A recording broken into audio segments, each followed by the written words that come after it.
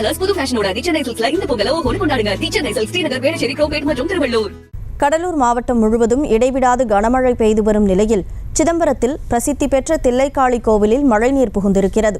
கூடுதல் தகவல்களை செய்தியாளர் துரைராஜ் வழங்க கேட்கலாம். வணக்கம் துரைராஜ், கோவிலில் மழைநீர் புகுந்திருக்கக்கூடிய சூழல்ல பக்தர்களுக்கு அனுமதி வழங்கப்படுகிறதா? என்ன நிலவரம்? வணக்கம்.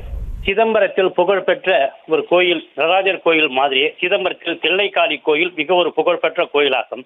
அந்த கோயிலை சுற்றி பல வாய்க்கால்கள் செல்வதால் அங்கே எந்த விதமான தூறு பணியும் நடக்காததால் தில்லைக்காளி கோவிலில் அதிக அளவு மழைநீர் உள்ளே புகுந்ததால் சாக்கடை நீரும் சேர்ந்து கலந்ததால் அதனால் கோயில் நிர்வாகிகள் கோவிலை சுத்தப்படுத்தும் பணியில் ஈடுபட்டுக் கொண்டிருக்கின்றார்கள்.